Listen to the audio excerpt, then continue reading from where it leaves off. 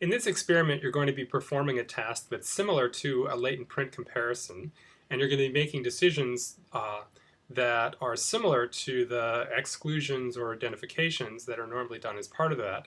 But we're going to be varying the number of elements or the number of features that are visible in order to perform this particular task. So in this particular trial here, you can see that we've got a somewhat noisy 10 print here, not a very good impression. And then we have a simulated latent print. It's been corrupted by noise here. And here you can see we have a single patch right here. And it's got some feature associated with it. And based on this, we're going to have to make some kind of decision. Now, this one feature is not very much, but based on this, you might say, I'm going to tend to exclude here. My initial guess is it's not a match. I, of course, have no idea. It's only a single feature, but we're going to exclude here. And then I get a second feature here, and that will provide more information. So now based on that, I can make a decision about whether I'm going to, maybe I have slightly more confidence I can exclude because I'm not seeing the features here. Maybe the ridge width is wrong. All of these images are in the same DPI, so ridge width might be a meaningful indicator.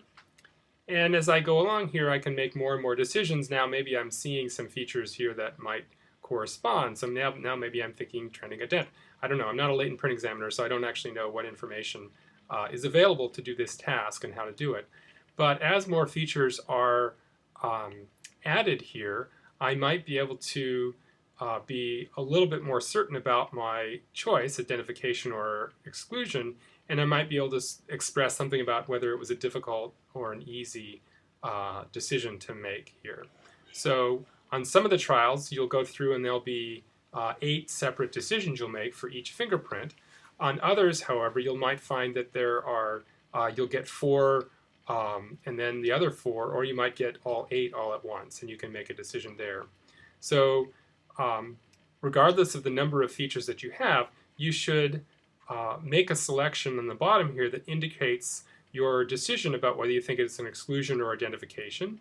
And there's no option in this particular experiment to say insufficient or not of value. We're really forcing you to make some kind of decision, but you can certainly suggest that it's tending one or the other. But as you gain more and more information, you might be able to go out and express more information about how difficult that particular decision was for you, from difficult to moderate to easy, either in identification or exclusion.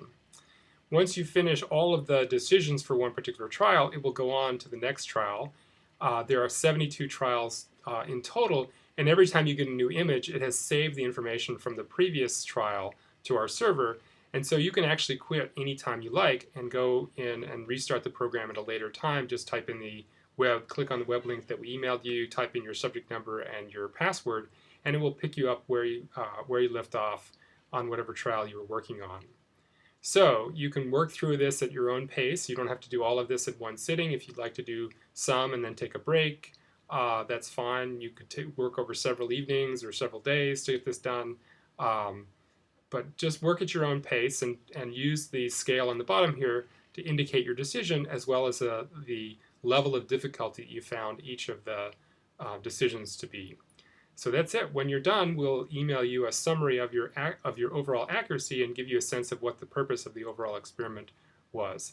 So this is an important experiment, we feel, for helping us understand the nature of quantity and quality, and how the choice of information and the amount of information affects decisions. And I think it's going to make a strong contribution to our understanding of how experts make latent print examination decisions. So I really appreciate your participation in this experiment.